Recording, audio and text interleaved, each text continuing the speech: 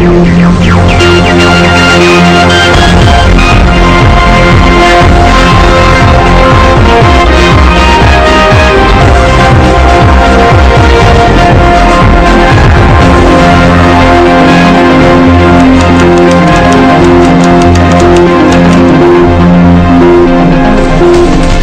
நீங்கள் இணைந்து கொள்வது முதற்தர செய்தி நிறுவனர் நியூஸ் ஃபர்ஸ்டின் இரவு 8 மணி பிரதான செய்திகளோடு உங்களோடு இணைந்து கொள்ளும் நான் டில்ஷான் பாலின். உலகின் பல்வேறு பகுதிகளிலிருந்து நிகழ்வோடு இணைந்திருக்கும் உங்கள் அனைவரையும் சந்திப்பதில் மகிழ்ச்சி. வணக்கம் ரஞ்சனி. வணக்கம் டில்ஷான். வணக்கம். நேற்றைய நியூஸ் ஃபர்ஸ்டின் இரவு 8 மணி பிரதான செய்திகளோடாக இணைந்திருக்கும் நான் ரஞ்சனி ராஜரத்னம் ராஜகிருஷ்ணா. நமது செய்தி தொடர்பான உங்களுடைய கருத்துக்களை எமது ட்விட்டர் பக்கத்தில் பதிவிட முடியும். அதனை நாங்கள் எமது செய்திகளின் போது காண்பிப்பதற்கும் தயார் என்ற தகவலோடு முதலில் இன்றைய தலைப்புச் செய்திகள். கல்விக்கான வசதிகளை ஏற்படுத்துவது நாட்டிற்கான சிறந்த முதலீடாக அமையும் என்கின்றார் ஜனாதிபதி. நுரைச்சோலை அனல்மின் உற்பத்தி நிலையம் ஸ்தம்பிதம். மின்சாரத்தை சிக்கனமாக பயன்படுத்துமாறு இலங்கை மின்சார சபை கோரிக்கை. தமிழ் அரசியல் கைதிகள் 15 பேரின் உண்ணாவிரதம் தொடர்கிறது. வவுனியா மாணவி ஹரிஷ்ணவி கொலை தொடர்பில் கைது செய்யப்பட்ட சந்தேக நபர் விளக்கமறியலில். மாணவியின் கொலைக்கு நீதி கோரி வடக்கு கிழக்கில் இன்றும் ஆர்ப்பாட்டம். நியூஸ் ஃபர்ஸ்டின் ஊடக அனுசரணையில் நடைபெறுகின்ற களுத்துறை மகளிர் கல்லூரியின் 75வது ஆண்டு நிறைவு விழா கல்வி கண்காட்சியின் 2ஆம் நாள் ஒன்றாகும். இன்றைய கண்காட்சியை ஜனாதிபதி மைத்ரிபால சிறிசேன ஆரம்பித்து வைத்தார். கல்வி கண்காட்சியில் அரசு, தனியார் நிறுவனங்கள் மற்றும் பாடசாலை மாணவிகளின் ஆக்கங்கள் காட்சிக்கு வைக்கப்பட்டிருந்தன. ஜனாதிபதி கண்காட்சியை பார்வையிட்டார். රටේ අනාගතය සඳහා කරන දීර්ඝකාලීන වූ පුනරුත්ථම கல்விக்கு அதிக வசதிகளை பெற்றுக் கொடுப்பது எமது நாட்டின் எதிர்காலத்திற்கான நீண்ட கால முக்கிய முதலீடாகும். நாட்டு மக்களை கல்வி அறிவால் மேம்படுத்துவதன் மூலமே நாட்டை கட்டியெழுப்ப முடியும். மகத்தானவர்களாக உலகில் முன்னோக்கி செல்வதற்கு இதுவே சிறந்த முதலீடாகும். ஆகவே புதிய அரசாங்கம் என்ற வகையில் கல்வித்துறைக்கு கடந்த 2 தசாப்தங்களில் நாம் அதிகூடிய தொகையை ஒதுக்கியுள்ளோம். கொழும்பு புதிய மெகசின் சிறைச்சாலையிலும் அனுராதபுரம் சிறைச்சாலையிலும் தமிழ் அரசியல் கைதிகள் 15 பேர் தொடர்ந்தும் உண்ணாவிரதம் மேற்கொண்டு வருகின்றனர். புதிய மெகசின் சிறைச்சாலையிலிருந்து சிறைச்சாலைகள் வைத்தியசாலையில் அனுமதிக்கப்பட்ட 4 கைதிகளும் மீண்டும் சிறைச்சாலையில் திரும்பி உண்ணாவிரத போராட்டத்தை முன்னெடுத்து வருகின்றனர். கொழும்பு புதிய மெகசின் சிறைச்சாலையில் சில வருடங்களாக குற்றப்பத்திரிகை தாக்கல் செய்யப்படாமல் தடுத்து வைக்கப்பட்டுள்ள தமிழ் அரசியல் கைதிகள் 14 பேர் கடந்த செவ்வாய்க்கிழமை உண்ணாவிரத போராட்டத்தை ஆரம்பித்தனர். இவர்களில் ஒரு கைதி நேற்று முன்தினம் விடுதலை செய்யப்பட்டமையும் குறிப்பிடத்தக்கதாகும். எஞ்சிய 13 கைதிகளில் 4 வைத்தியசாலையில் அனுமதிக்கப்பட்டதுடன் அவர்கள் நேற்றைய தினமே மீண்டும் சிறைச்சாலைக்கு திரும்பியதாக சிறைச்சாலைகள் ஊடக பேச்சாளர் துஷார உப்புல்தெனிய குறிப்பிட்டுள்ளார். அரசியல் கைதிகளை விடுவிப்பதற்கான அமைப்பின் ஏற்பாட்டாளர் அடுத்ததை சக்திவேல் பார்வையிட சென்றிருந்தார். குற்றங்கள் இல்லாதவர்களை தொடர்ந்து தடுப்பு காலில் வைத்திருப்பது மனித உரிமை மீறுகின்ற செயலாகும். நீதிமன்றங்களில் நம்பிக்கை இழந்த நிலையிலே இப்போது அரசியல் கைதிகள் இருக்கின்றார்கள். சட்டமா அதிபர் திணைக்களம் தான் இந்த எல்லா காலதாமதத்துக்கு காரணம் என்று. எனவே சட்டமா அதிபர் திணைக்களம் ஏன் காலதாமதம் செய்கின்றது? இவர்களுக்கு எதிராக வழக்குகளை தொடுப்பதற்கு. எனவே சட்டமா அதிபர் திணைக்களம் இந்த அரசியல் கைதிகளுக்கு எதிராக இருக்கின்றது. இந்த நாட்டின் அரசியல் கைதிகளுடைய பிரச்சனையை தீர்ப்பதற்காக இந்த நீதிமன்றங்கள் அமைக்கப்படவில்லை என்பது எங்களுடைய கூற்றாக இருக்கின்றது. அதே நேரம் இந்த அரசியல் சிறை கைதிகள் உடனடியாக விடுதலை செய்யப்படுவதன் மூலம்தான் இனங்களுக்கு இடையிலான ஒரு நல்லுறவையும் அதே போன்று அரசியல் தீர்வுக்கு வழியையும் ஏற்படுத்த முடியும். எனவே இன்று ஜனாதிபதிகள் முக்கிய தீர்மானம் எடுக்க வேண்டும். கடந்த காலத்தில் கொடுக்கப்பட்ட எல்லா வாக்குறுதிகளும் இப்போது காற்றிலே பறந்துவிட்டன. இதேவேளை தமிழ் தேசிய கூட்டமைப்பின் பாராளுமன்ற உறுப்பினர்களும் இன்று தமிழ் அரசியல் கைதிகளை சந்தித்து அவர்களின் நலன் குறித்து கேட்டறிந்தனர். இவர்கள் மீது எந்தவித வழக்குகள் தாக்கல் செய்யப்படாமல் எந்த முடிவும் இல்லாமல் இருக்கிறார்கள். ஆகவேதான் அவர்கள் தங்களுக்கு ஒரு முடிவு கேட்டு இருக்கின்றார்கள். அதாவது தாங்கள் என்ன ஒன்றில் வழக்கு வைக்க வேண்டும், அல்லது புனர்வாழ்வு விட வேண்டும், அல்லது விடுதலை செய்ய வேண்டும். இது சம்பந்தமாக இன்று சட்டமா அதிபருடன் சுமந்திரன் பாராளுமன்ற உறுப்பினர் கதைப்பதாக கூறியிருக்கின்றார். அவர் கதைத்த பின்புதான் என்ன ஏதாவது ஒரு முடிவு இருக்கின்றதா என்பதை நாங்கள் பார்க்க முடியும். தமிழ் தேசிய கூட்டமைப்பு எங்களால் ஆன அளவுக்கு எங்களுடைய முயற்சிகளை எடுக்கின்றோம். அரசாங்கத்தில் மேல் கொடுக்கக்கூடிய அழுத்தங்களை கொடுக்கின்றோம்.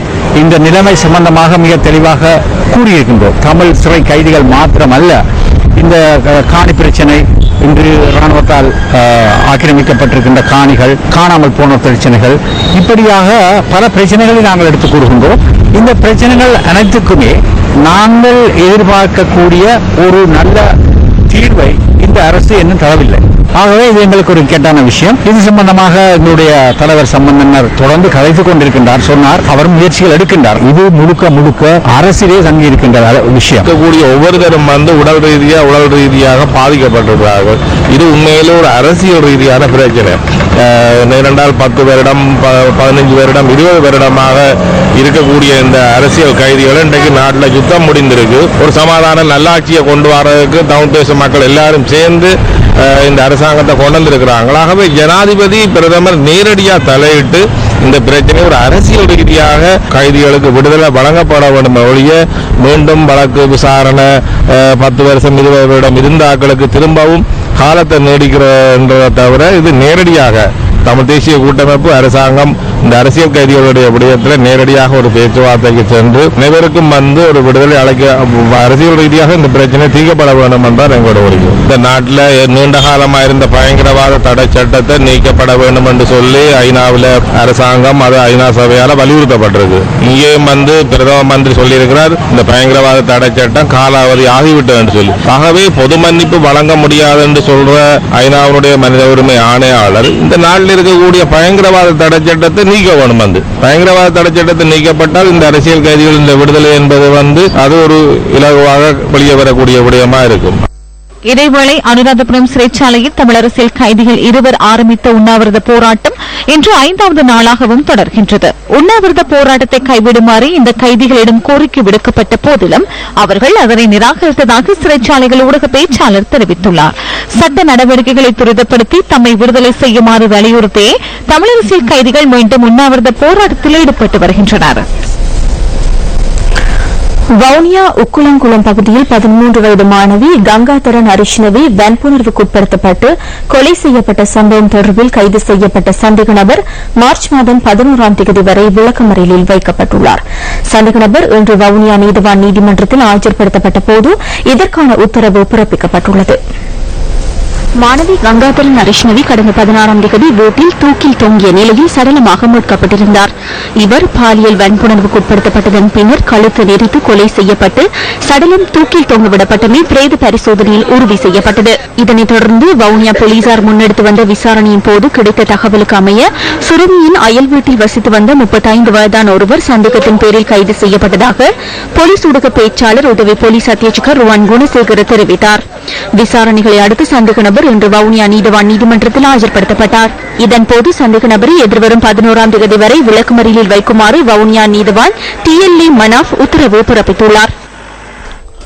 வவுனியா உக்குளாங்குளம் பகுதியில் 13 வயது பாடசாலை மாணவி கங்காதரன் ஹர்ஷ்ணவி பாலியல் வன்புணர்வுக்குட்படுத்தப்பட்டு கொலை செய்யப்பட்ட சம்பவத்தை கண்டித்து இன்றும் சில பிரதேசங்களில் கவன ஈர்ப்பு போராட்டங்கள் முன்னெடுக்கப்பட்டுள்ளன. இந்த கொலை சம்பவத்தை கண்டித்து கிழக்கு பல்கலைக்கழக மாணவர்கள் பல்கலைக்கழகத்தின் வந்தாரமுலை வளாகத்திற்கு முன்பாக ஆர்ப்பாட்டத்தில் ஈடுபட்டனர்.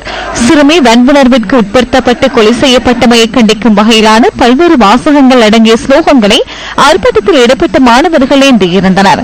அத்துடன் சிறுமியின் கொலையை கண்டித்து பல்கலைக்கழக மாணவர்கள் கோஷங்களையும் எழுப்பியதாக எமது பிராந்திய செய்தியாளர் கூறினார். அன்று வித்தியாவிலிருந்து இன்று கரிஷ்ணை வரைக்கும் பிரச்சனை நீடித்துக் கொண்டிருக்கின்றது. ஆனால் இந்த பிரச்சனைக்கு இதுவரைக்கும் ஒரு முற்றுப்புள்ளி கொடுக்கவில்லை அரசு. நல்லாட்சி என்று சொல்லுகிறார்கள், அந்த நல்லாட்சியிலே ஒரு தீர்வு கிடைக்கவில்லை. ஒரு தப்பு நடந்தால் அதுக்குடனே தண்டனை அரசு கொடுக்க வேண்டும். ஆகவேதான் அரசு பெண்களுக்கு எதிரான நடவடிக்கையிலே உடனடியாக தீர்வை கொடுக்க வேண்டும். தங்களுடைய சுதந்திரமான செயற்பாடுகளை மேற்கொள்ள முடியாத ஒரு நிலைமை காணப்படுகின்றது. இதேபோல மாணவி ஹரிஷ்ணவியின் கொலையை கண்டித்து திருகோணமலையிலும் கவன ஈர்ப்பு போராட்டம் முன்னெடுக்கப்பட்டது. திருகோணமலை மாவட்ட காணாமற் போனோரின் உறவினர்கள் அமைப்பினால் இன்று காலை இந்த கவன ஈர்ப்பு போராட்டம் முன்னெடுக்கப்பட்டது. இந்த கண்டன பேரை நடத்துவதற்கான காரணம் தொடர்ந்தும் எமது மாணவிகள் மட்டுமன்றி பெண்கள் சிறுவர் மேலும் மேலும் வன்புணர்வுக்கு உட்படுத்தப்படுவதை வன்மையாக கண்டித்து இதே மாதிரியான வன்முறைகள் தொடர்ந்தும் இனிமேல் நாட்டிலோ எங்கேயோ நடைபெறக்கூடாது. இதேவேளை மன்னார் நகரிலும் மாணவி ஹரிஷ்ணவியின் வன்புணர்வு கொலையை கண்டித்து மன்னார் மாவட்ட பொது அமைப்புகளின் ஒன்றியத்தினால் மற்றொரு ஆர்ப்பாட்டம் முன்னெடுக்கப்பட்டது. கொலை சம்பவத்துடன் தொடர்புபட்டவர்களுக்கு அதிகபட்ச தண்டனை வழங்கப்பட வேண்டும் என்றும் ஆர்ப்பாட்டத்தில் ஈடுபட்டவர்கள் கோஷங்களை எழுப்பியுள்ளனர். வடமாகாண போக்குவரத்து அமைச்சர் ப. டனீஸ்வரன், மாகாண சபை உறுப்பினர் குணசீலன் உட்பட பலர் இந்த ஆர்ப்பாட்டத்தில் கலந்து கொண்டிருந்தனர். சம்பந்தப்பட்ட சட்டத்தை அமல்படுத்துகின்ற போலீசார் அதை சரியாக செய்ய வேண்டும். எதிர்காலத்தில் இவ்வாறான செயற்பாடுகள், இவ்வாறான அசம்பந்த போக்குகளினால் எதிர்காலத்தில் இன்னும் அதிகமான செயற்பாடுகளை நாங்கள் எதிர்நோக்க ஏற்படும். ஆகவே போலீசாரும் நீதித்துறையும் இதில் விழிப்போடு இருந்து இவ்வாறான குற்றத்திற்கு அதி உச்சபட்ச தண்டனை எதுவோ அதை கொடுக்க வேண்டும். இல்லை என்று சொன்னால் இன்னும் எத்தனையோ எமது பச்சிலம் சிறார்களை நாங்கள் இழக்கப் போகின்றோம். ஒவ்வொரு பிள்ளைகளையும் வைத்திருக்கின்ற எமது பெற்றோர்கள் மிகவும் அங்கலாய்ப்போடு தங்களது பிள்ளைகளை வீடுகளில் விட்டு வெளியில் வர முடியாத நிலையில் இருக்கின்றார்கள். ஆகவே இது நாங்கள் ஆர்ப்பாட்டத்தோடு நின்று விடாமல் இறுதி வரை எங்களுக்கு நீதி கிடைக்கும் வரை அந்த எதிர்ப்புகளை கொண்டு நடத்த வேண்டும். பாராளுமன்ற உறுப்பினர் டாக்டர் தேவானந்தா சிறுவர் துஷ்பிரயோகம் தொடர்பில் பாராளுமன்றத்தில் இன்று கருத்து தெரிவித்தார். புங்குடுதீவில் கடந்த 2015 மே மாதம் 13ஆம் தேதி இடம்பெற்ற பாடசாலை மாணவி வித்யா வன்புணர்வு மற்றும் படுகொலை குற்றவாளிகள் சட்டத்தின் முன் இன்று வரை தண்டிக்கப்படாத மர்மம் என்ன? இக்குற்றவாளிகளுக்கு எதிராக நீதிமன்ற விசாரணைகள் முன்னெடுப்பதற்கு காவல்துறையினர் மரபணு அறிக்கை உட்பட எவ்வித அறிக்கையும் இதுவரை நீதிமன்றத்தில் சமர்ப்பிக்கப்படவில்லை என்று கூறப்படுகின்றது. இதற்கான காரணம் என்ன? குற்றவாளிகளை தப்பிக்க செய்வதற்கு ஏதேனும் சூழ்ச்சிகள் நடைபெறுகின்றனவா? மக்களின் அடிப்படை பாதுகாப்பு உறுதிப்படுத்தப்பட வேண்டும் என்று வடக்கு மாகாணத்தில் மக்களுடைய சனத்தொகைக்கு அதிகமாகவும் வீதாசாரத்திற்கு ஏற்றில்லாத வகையிலும் பாதுகாப்பு படையினர் நிலை கொண்டுள்ளனர். ஆனால் வடமாகாணம் அமைதி பூங்காவாக இல்லை. மாறாக வடமாகாணத்தில் நாள்தோறும் சட்டம் ஒழுங்கு சீர்குலைவு கைகளை அரங்கேறிக் கொண்டிருக்கின்றன. வவுனியா மாணவி வன்புணர்வு மற்றும் பாதுகாப்பு தொடர்பில் எழுந்த மக்கள் சமூக எதிர்ப்பு நடவடிக்கைகளுடன் அச்சம்பவம் காவல்துறையினரால் மறக்கடிக்கப்பட்டு விடுமா? இவ்வாறான சம்பவங்கள் இனியும் தொடராதிருக்க காவல்துறை சார்ந்து எடுக்கப்படும் நடவடிக்கை என்ன? மக்களின் பிரச்சனைகளை நாட்டிற்கு தெரியப்படுத்தும் நியூஸ் ஃபர்ஸ்டின் மக்கள் சக்தி இல்லங்கள் தோறும் திட்டம் 3வது நாளாகவும் இன்று முன்னெடுக்கப்பட்டது. மக்கள் மற்றும் கிராமங்களில் காணப்படும் பிரச்சனைகளை தேசிய மட்டத்துக்கு கொண்டு சென்று தீர்வை பெற்றுக் கொடுப்பதே இந்த திட்டத்தின் நோக்கமாக அமைந்திருக்கின்றது. நியூஸ் ஃபர்ஸ்ட் முன்னெடுக்கும் இந்த திட்டத்திற்கு பேராதனை பல்கலைக்கழகமும் ஒத்துழைப்பு வழங்குகின்றது.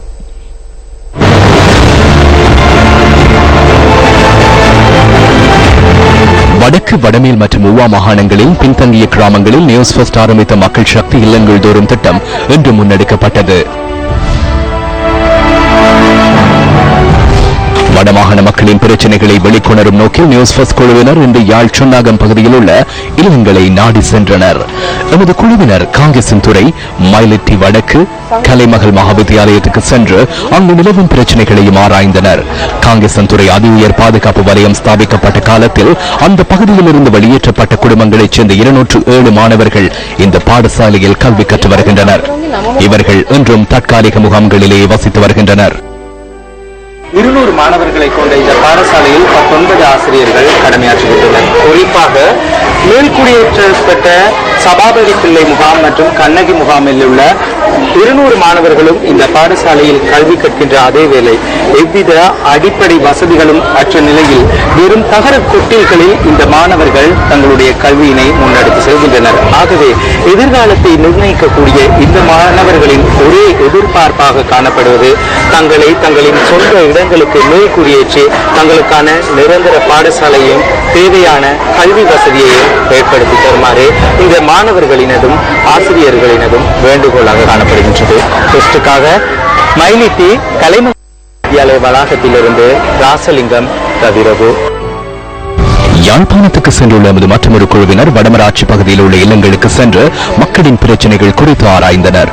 அவர்கள் அம்பன், குடகத்தனை, நாகர்கோயில், மருதங்கேணி, தாளையடி ஆகிய பகுதிகளுக்கு சென்றிருந்தனர். யுத்தத்தின் பாதிப்புகளை சந்தித்த மக்கள் இந்த கிராமங்களில் வசித்து வருகின்றார்கள். வடமே மாகாண மக்கள் எதிர்நோக்கி வருகின்ற பிரச்சனைகள் தொடர்பான தகவல்களை இன்று நமது குழுவினர் திரட்டினர். நியூஸ் ஃபர்ஸ்டின் மக்கள் சக்தி இல்லங்கள் தோறும் திட்டம் இன்று குருநாகல் திகான்னேவ ஸ்ரீ வர்தனராமயவில் ஆரம்பமானது.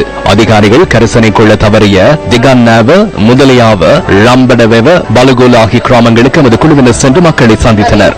மற்றொரு குழுவினர் பண்டாரவள பிரதேச செயலக பிரிவின் அமனுதூவ, கொந்தஹேல, உடுதுர, முலாத்பகுமுர, மாத்துட்டிகல, குறுக்கட, பிரஹெட்டிய, அம்பேபுர் ஆகிய பகுதிகளுக்கு சென்று மக்களின் பிரச்சனைகளை பதிவு செய்து கொண்டனர். மற்றொரு குழுவினர் நெக்கவரட்டிய பிரதேச செயலக பிரிவின் கும்பத்வேவ, தியகம, நபடவ, இஹலரஸ்நாயக்கபுர, உனகோல்ல, அபயபுர ஆகிய கிராமங்களைச் சேர்ந்த மக்களை தேடி சென்றனர்.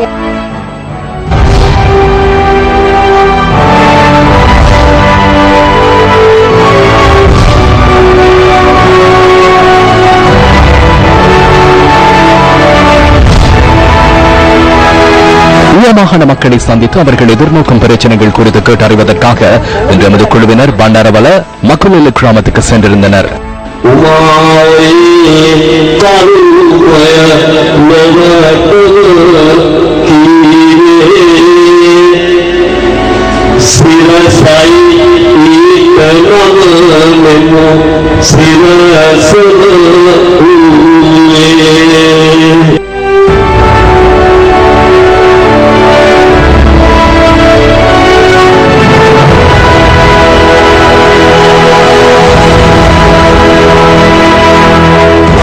கிராமத்திற்கு விடை கொடுத்த தமது ஒரு குழுவினர் உடுபெருவ, பல்லுபெருவ, மெதபெருவ, விலகலது ஆகிய கிராமங்களின் மக்களை சந்தித்தனர்.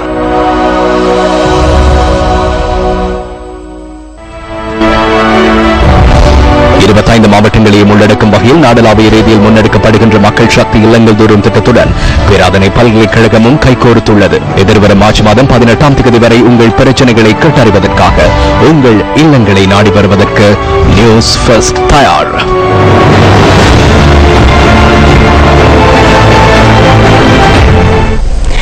நியூஸ் ஃபர்ஸ்ட் மக்கள் சக்தி இல்லங்கள் தோறும் திட்டத்தை பேராதனை பல்கலைக்கழகத்துடன் இணைந்து நாம் முன்னெடுக்கின்றோம்.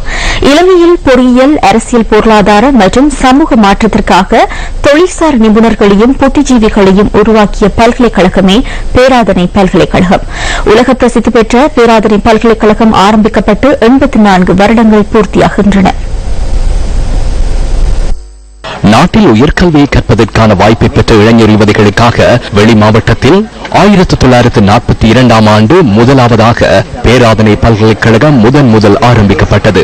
ஆரம்பத்தில் சிலோன் பல்கலைக்கழகம் என அழைக்கப்பட்டதுடன் 1952ஆம் ஆண்டு முதல் 1972ஆம் ஆண்டு வரை சிலோன் பேராதனை பல்கலைக்கழகம் என அழைக்கப்பட்டது. 1978ஆம் ஆண்டு இந்த பல்கலைக்கழகம் பேராதனை பல்கலைக்கழகம் என பெயரிடப்பட்டது. கண்டி நகரில் 700 ஹெக்டேர் நிலப்பரப்பில் ஸ்தாபிக்கப்பட்டுள்ள பேராதனை பல்கலைக்கழகத்தின் முதலாவது உபவேந்தராக சர் ஐவோ ஜேனிங்ஸ் 1942ஆம் ஆண்டு முதல் 1954ஆம் ஆண்டு வரை பணியாற்றினார். அவரின் பின்னர் சர் நிக்கலஸ் ஆர்டிகல பேராதனை பல்கலைக்கழகத்தின் உபவேந்தராக கடமையாற்றினார். கொழும்பு ராயல் கல்லூரியின் பழைய மாணவரான இவர் மருத்துவர் ஆவார். நாட்டுக்கு புத்திஜீவிகள், தொழில்சார் வல்லுநர்களை உருவாக்குவதே பல்கலைக்கழகத்தின் முதல் செயற்பாடாகும். ஆய்வுகளின் ஊடாக பிரச்சனைகளை இனம் காண்பது மற்றும் புதிய கண்டுபிடிப்புகளை மேற்கொள்வதே இரண்டாவது செயற்பாடாகும். இதனை எமது பல்கலைக்கழகம் வெற்றிகரமாக முன்னெடுக்கின்றது. மூன்றாவது விடயம் மக்களின் சேவையாகும். அதற்காக பல்கலைக்கழகத்தின் ஊடாக நாம் பாரிய திட்டங்களை முன்னெடுக்கின்றோம். பேராதனை பல்கலைக்கழகத்துக்கு இலங்கை வரலாற்றில் சிறப்பம்சங்கள் பலவற்றை வழங்கிய பெருமை உள்ளது.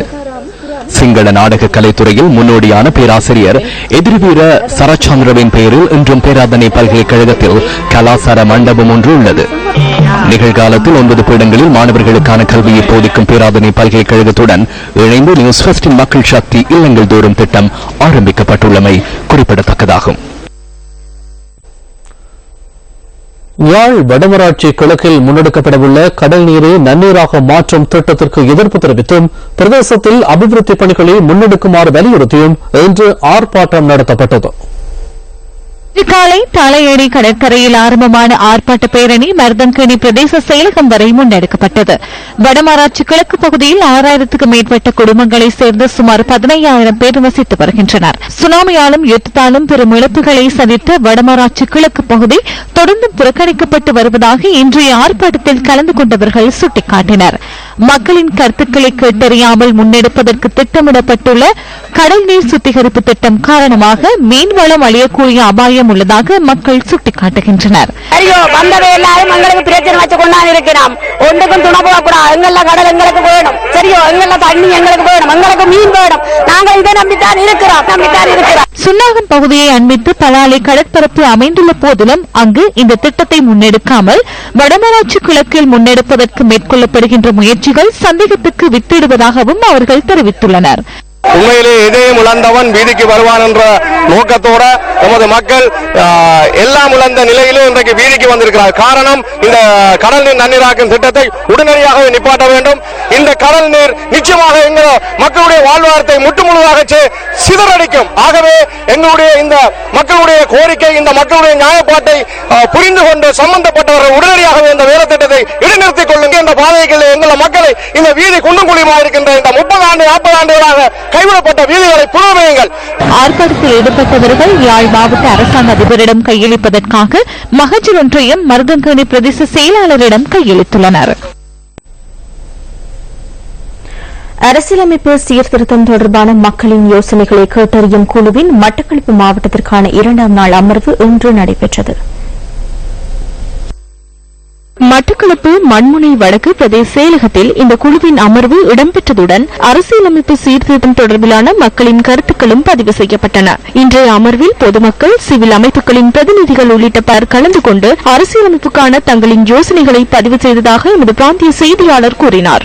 நிறைவேற்று அதிகாரம் கொண்ட ஜனாதிபதி ஆட்சி முறைதான் இந்த நாட்டிலே இருக்க வேண்டும் என்று நாங்கள் விரும்புகின்றோம். சிறுபான்மையினருக்கு ஒரு சாதகமான அல்லது அவர்களுடைய உரிமைகளை பாதுகாக்கக்கூடிய ஒரு அமைப்பு நிறைவேற்று அதிகாரம் கொண்ட ஜனாதிபதி முறையில் தான் இருக்கின்றது. பாராளுமன்றத்துக்கு அவ்வாறான அதிகாரங்கள் வழங்கப்படுகின்ற பொழுது சில இடங்களில் பாராளுமன்றம் சிறுபான்மையினருக்கு சாதகமற்ற முறையிலே சில தீர்மானங்களையும் சட்டங்களையும் கொண்டு வரக்கூடிய வாய்ப்புகள் இருக்கின்றது. சிறுபான்மையினருக்கு சாதகமாக அவ்வாறான தீர்மானங்களை கூடிய வாய்ப்பு இருக்க வேண்டுமானால் ஜனாதிபதி நிறைவேற்று அதிகாரம் கொண்ட ஜனாதிபதி முறை இருக்க வேண்டும். அதே அவருடைய அதிகாரம் நாங்கள் மட்டுப்படுத்த வேண்டும் என்றுதான் நாங்கள் எதிர்பார்க்கிறோம். அதே நேரத்தில் 2 ஜனாதிபதிகள், உப ஜனாதிபதிகள் தமிழ் சமூகத்தையும் முஸ்லிம் சமூகத்தையும் பிரதிநிதித்துவப்படுத்தக்கூடிய முறையிலே அந்த ஜனாதிபதிகள் தெரிவு செய்யப்பட வேண்டும். அவ்வாறு இருக்கின்ற பட்சத்திலேதான் எங்களுடைய சிறுபான்மையின மக்களுடைய உரிமைகள் பாதுகாக்கப்படலாம் என்பது எங்களுடைய எதிர்பார்ப்பு. இந்த நாட்டில் வாழ்கிற எல்லா பிரஜையும் சமத்துவமான அடிப்படையை பெற வேண்டும் என்பது எங்களுடைய ஒரு நிலைப்பாடு. உண்மையில் ஒரு நாட்டின் ஜனாதிபதி அதிகாரங்கள் மிக்கவராக இருக்க வேண்டும் என்பதை நாங்கள் ஏற்றுக்கொள்கிறோம். அதாவது அதிகாரத்தை எல்லோருக்கும் ஊடாக பகிர்ந்து கொண்டு எல்லோருக்கும் இடமளித்து செய்கிற ஒரு நிர்வாக முறையிலான அதிகாரம் கொண்ட ஜனாதிபதி முறைமையே கருத்தாக இருக்கிறது. தேர்தல் முறைமையும் இந்த நாட்டில் தேர்தல் முறைமை ஒழுங்கும் இந்த நாட்டில் வாழ்கிற எல்லா இனக்குழுமங்களுடைய எல்லா சமய குழுமங்களுடைய தனித்துவத்தையும் பிரேத்துவத்தையும் பாதுகாக்கிற வகையிலான தேர்தல் முறை சட்ட ஏற்பாடு உருவாக்கப்பட வேண்டும் என்று நாங்கள் விரும்புகிறோம். பூர்வீக நிலங்களில் நிம்மதியாக வாழ்வதற்கான சூழலை உருவாக்குமாறு திருகோணமலை சம்பூர் பகுதியிலிருந்து இடம்பெயர்ந்த மக்கள் கோரிக்கை விடுக்கின்றனர். யுத்தம் காரணமாக சம்பூரிலிருந்து இடம்பெயர்ந்த மக்கள் கட்டைப்பறிச்சான், கிளிவெட்டி, பட்டித்திடல், மணச்சேனை ஆகிய 4 நலன்புரி நிலையங்களில் தங்கியுள்ளனர். புதிய அரசாங்கம் மேற்கொண்ட நடவடிக்கையால் சம்பூரை சேர்ந்த சிலருக்கு மீண்டும் மீள்குடியேறுவதற்கான வாய்ப்பு கிட்டியுள்ளது. இவர்களுக்கான தற்காலிக வசதிகள் செய்து கொடுக்கப்பட்ட நிலையில் தற்போது அனல் மின் நிலையம் காரணமாக காணிகள் பறிபோகும் நிலை ஏற்பட்டுள்ளதாக சம்பூர் மக்கள் தெரிவிக்கின்றனர். எங்களை இப்பதான் எங்களை குடியேற்றிருக்கு. நாங்க கஷ்டத்துக்கு மத்தியில 10 வருஷம் முகாம் வாழ்க்கை வாழ்ந்து இருந்து கொண்டு வந்து இப்பதான் நாங்க ஒரு சொந்த காணியில வந்து குடியேறினாலும் அதுக்கும் விடுறாங்க இல்ல. எலும்பெலும்பு நாங்க அடன் மின் நிலையத்துக்கு ரோட்டுக்கு வேணும் எலும்பெலும்பு விடுறாங்க இல்ல. நாங்க மிக கஷ்டத்துக்கு மத்தியில வாழ்ந்து வார நாங்க எங்களுக்கு ஒரு மகன் காணி தான் இது. ஒரு பதிவு இது எதுவும் பதிகிறாங்களும் இல்ல. காணியை விட்டு எழும்புனா தான் பதிவுன்னு சொல்றாங்க. எங்களுக்கு எந்த ஒரு இது கூட்டமைப்பு எந்த ஒரு இதுவும் எங்களுக்கு ஒரு இதுவும் பார்க்கறது எடுக்கிறது நாங்கள் எல்லாத்தையும் போய் தம்பாரம் ஆனா ஒரு தரம் பாக்குற மாதிரி இல்ல. எலெக்ஷன் காலத்துல மட்டும் வந்து நிப்பாங்க ஓட் போட சொல்லி. அது அந்த இதுக்கு மட்டும்தான் நாங்க என்ன சொன்னாலும் எங்களோட கதை விடுபடும். நாங்க இப்ப எதை சொன்னாலும் அவங்க கேட்கிற மாதிரி இல்ல. 2006 யுத்தத்துல நாங்க இடம்பெயர்ந்து மட்டக்களப்பு வன்னிக்கெல்லாம் இடம்பெயர்ந்து மீண்டும் நாங்க இந்த இடத்துல குடியேற்றப்பட்டிருக்கோம். எனவே எங்களோட காணிகள் விடுபடாமல் இருக்கும். ஒரு சில நாங்கெல்லாம் 20 பேச்சு காணி இப்ப விலைக்கு வேண்டி இருக்கிறோம். எங்களை 3 ஏக்கருக்கு உறுதி காணியும் அவங்க எடுத்துட்டாங்க. 3 மீட்டர் தோட்டங்கள் எடுத்திருக்காங்க. இப்ப சரியான விளைச்சல் உரிய பூமிகளான பூமிகள் இது செய்யறதால கடன் தொழிலோ விவசாயங்களோ சரியா பாதிக்கும் எங்களுக்கு. மற்றது குழந்தைகளுக்கு அதுக்கெல்லாம் மருந்து வரக்கூடிய பிரச்சனை இருக்குது. இதை நாங்கள் விட மாட்டோம். அதில் அரசியல்வாதிகளும் இதை கவனிக்கவில்லை. எங்களுக்கு அதில் நாங்கள் ஆறுட்டு இந்த கதையை சொல்றது என்ற பிரச்சனையில எங்களுக்கு ஒரு பதட்ட நிறைய இருக்குது. செய்யறத அளவிலையும் செய்யறத அவங்க வேற ஒன்றை செய்யலாம். ஆண்டுகள் யுத்தத்தின் போது பாதிக்கப்பட்டு மட்டக்களப்பில் இருந்து திரும்பவும் இந்த ஊருக்கு மீள்குடியேறி வந்தாங்க. வந்த போதும் எங்களை காணிக்குள்ள நிம்மதியான வாழ்க்கை எங்களுக்கு இல்லை. நாங்கள் 30 வருடமா ஒரு போய் மட்டக்களப்பில் இருந்தோம். அதுக்கப்புறம் இப்போ வந்தோம். எங்களோட காணி எல்லாம் நாங்கள் அரசாங்கம் தரவில்லை. இப்போ அரைவாசி பேருக்கு கொடுத்துருக்கு. அரைவாசி பேரை குடியேற்றல. இன்னும் நாங்கள் அணை மின் கட்டுறதுக்கு நாங்கள் ஒத்துக்கொள்ள மாட்டோம். காலம் எனும் வெள்ளத்தில் பலர் தம் சமூகத்துக்காய் செய்த அர்ப்பணிப்புகள் அடித்துச் செல்லப்படும் என்பதற்கு முன்னாள் போராளிகள் பலருடைய வாழ்க்கை நிதர்சனம். போர்க்களத்தில் விழுப்புண்களை சுமந்த போராளிகள் இன்று தம் சொந்த வாழ்க்கைக்காய் மனப்புண்களை சுமந்தவாறு போராட வேண்டியிருப்பது வேதனைக்குரியது. மன்னார் மடு பிரதேச செயலக பிரிவுக்குட்பட்ட இரணை இழுப்பைக்குளம் பிரதேசத்தில் வசித்து வருகிறார் விநாயகமூர்த்தி பிரதாப். கடந்த 2009ஆம் ஆண்டு வவுனியா பூந்தோட்ட முகாமில் தடுத்து வைக்கப்பட்ட பிரதாப் ரத்மலான இந்து கல்லூரியில் கல்வி போதிக்க வைக்கப்பட்டிருந்து பின்பு விடுதலை செய்யப்பட்டார். பிரதாப்புக்கு 3 சகோதரர்களும் 2 சகோதரிகளும் உள்ளனர். சமூகத்திற்காக நெஞ்ச துணிவுடன் பல தியாகங்களை செய்த பிரதாபன் இன்று துணிவும் நம்பிக்கையும் இருந்த போதிலும் தம் வாழ்வை முன்னெடுப்பதற்கான எவ்வித வாழ்வாதாரங்களுமின்றி தவிக்கிறார். இன்றளவும் தன் தாயின் தையல் தொழிலும் தந்தையின் சிறு தேநீர் கடையின் மூலமே இவர் தம் வாழ்க்கை சக்கரத்தை நகர்த்தி செல்கிறார். நாளை நலமாய் விடியும் என்ற நம்பிக்கையுடன் வாழ்ந்து வரும் பிரதாபன் விடுதலையாகி 5 வருடங்கள் கடந்துள்ள போதிலும் வழங்கப்பட்ட வாக்குறுதிகள் இன்றளவும் நிறைவேற்றப்படவில்லை. நாங்கள் புனர்வாழ்வில் இருந்து வந்திருக்கிறோம். கனகாலமாக எங்களை ஒருவரும் கவனிக்கவும் இல்லை, எதுவுமே செய்யலை. எங்களை வடமாகாணத்தாடையோ இல்லை எந்த ஒரு உதவியும் எங்களுக்கு தெரியவில்லை. கனவேர் இருக்கிறாங்க, எந்த ஒரு உதவியுமே கிடைக்காம இருக்கிறாங்க. அது எங்களோட தமிழ் கூட்டமைப்போ எதுவுமே எங்களுக்கு கண்டுகிறதும் இல்லை. எந்த ஒரு அமைப்பும் எங்களுக்கு உதவி திட்டங்களோ எதுவுமே செய்யறதும் இல்லை. இவ்வளோ காலம் நாங்கள் ஸ்டார்டில் அருணாச்சலம் முகாமில் இருந்து தான் கைதாகி போனது. போய் பூந்தோட்டத்தில் 3 மாதம் இருந்தாங்க. அதுக்கு பிறகு படிக்க போகிறோம்னு சொல்லி கொழும்பு ஹிந்து காலேஜுக்கு போய் அங்கே ஓயில் எழுதினாங்க. எழுதி 1 வருஷத்தால் எங்களுக்கு ரிலீஸ் அதுக்கு பிறகு எங்களை ரிலீஸ் விட்டுட்டாங்க. அது 2010 5ஆம் 25 ரிலீஸ் ஆகினாங்க. இந்த சத்தி நியூஸ் தான் சத்தி டிவி நியூஸ் தான் எங்களை கொண்டு இந்த வெளியுலகத்தை காட்டுது. இதுக்கு நாங்கள் நன்றி சொல்லுறோம். மற்ற அதே நேரத்தில் இனி எங்களை சத்தி டிவி எங்களுடைய பிரச்சனைக்குரிய தீர்வு காணுமென்ற ஒரு நம்பிக்கை எங்களுக்கு இருக்குது. எங்களுக்குரிய உதவி திட்டங்களை அதன் மூலம் செய்யணும் என்ற ஒரு நம்பிக்கை எங்களுக்கு இருக்கு. எதனையும் எதிர்கொள்ளும் மனத்திராணியுள்ள இவரை போன்ற முன்னாள் போராளிகள் வேண்டி நிற்பது எல்லாம் தமக்கு வழங்கப்பட்ட தொழிலுக்கான வாக்குறுதிகள் நிறைவேற்றப்பட வேண்டும் என்பதுதான். தம் வாழ்வில் வசந்த காலம் உதயமாக போவது எப்போது என்ற கேள்வியுடன் காத்திருக்கின்றார். தம் இளமையை நம் சமூகத்திற்காய் அர்ப்பணித்த முன்னாள் போராளி விநாயகமூர்த்தி பிரதாபன். நாடு பூராகவும் மின்சாரம் தடைப்பட்டமைக்கான காரணத்தை ஆராய்வதற்கு 2 குழுக்களை நியமித்துள்ளதாக மின்சக்தி மற்றும் எரிசக்தி அமைச்சர் ரஞ்சித் சேமலாபிட்டிய தெரிவித்துள்ளார். இது தொடர்பான விரிவான செய்திகளை எமது 10:45 பிரதான செய்திகளில் எதிர்பாருங்கள். ஆசிய கிண்ண கிரிக்கெட் தொடரில் இன்றைய போட்டியில் பங்களாதேஷ் மற்றும் ஐக்கிய அரபு ராஜ்ய அணிகள் மோதுகின்றன.